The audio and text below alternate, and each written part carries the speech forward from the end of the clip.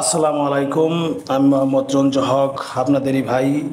বরাবরের মতো আজকে আরও একটি ভিডিও আপনাদের সম্মুখে তুলে ধরছি। এটি হচ্ছে ভুটবাজার এলাকা। এই এলাকায় প্রতিদিন হাজার হাজার গাজীপুর ঢাকা হাইওয়ে ওয়ে রোডে গাড়ি চলাচল করে। এই চলাচলের রাস্তার মধ্য দিয়েই আমাদের মূলত প্রতিদিন রোড পারাপার হয়ে অফিস করতে হয়। এই অফিসের করার কারণে আমাদের মূলত প্রতিদিন রোড পারাপার হতে হয়। আজকে আমি আপনাদেরকে একটি জিনিস দেখাতে যাচ্ছি। এটি হচ্ছে ফ্যাক্টরি যখন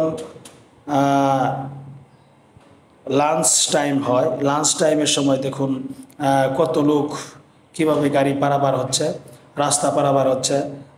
অতি সতর্কতার সহিত যদি আমরা এই রাস্তা পারাপার না হই, তাহলে যে কোনো সময় একটি দুর্ঘটনা ঘটে যেতে পারে।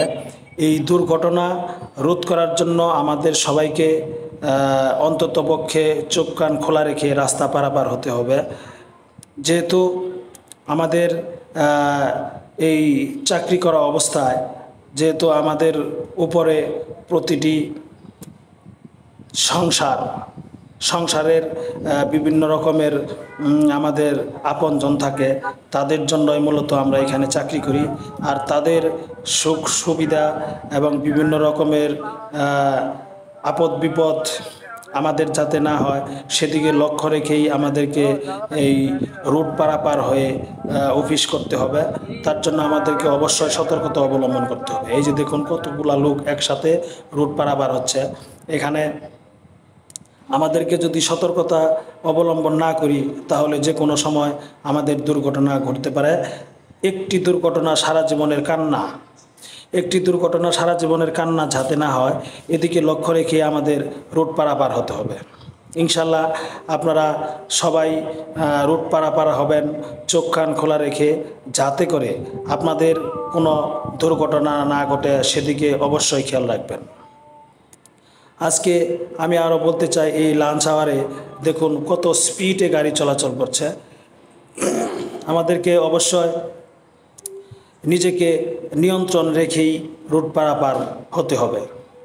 আরও একটি বিষয় আপনাদেরকে বলতে চাই, আপনারা যেহেতু এখানে চাকরি করেন, চাকরি করা অবস্থায় আপনারা চিন্তা করবেন যাতে রুট পারাপার না হতে হয়, সেই জায়গায় আপনারা একটি বাসা নেবেন, যাতে করে রুট পারাপার না হতে হয়। আজকে এই সতর্কতামূলক ভিডিওটি আপনাদের সম্মুখে এই জন্য পেশ করলাম, একটি দুর্ঘটনা সারা জীবনের কান্না, যাতে এই ধরনের একটি দুর্ঘটনা সারা জীবনের কান্না না হয়, সেদিকে অবশ্যই আপনারা খেয়াল রাখবেন। আর আজকে আমার এই ভিডিওটা যদি আপনাদের ভালো লাগে, অবশ্যই একটি লাইক করবেন, কমেন্ট করবেন, সেই সাথে ফলো দিয়ে আমাকে পাশে রাখার জন্য চেষ্টা করবেন, যাতে করে আমি আপনাদেরকে আরও নতুন নতুন ভিডিও উপহার দিতে পারি। আমার ভিডিওটি কেমন হলো অবশ্যই কমেন্টের মাধ্যমে জানাবেন।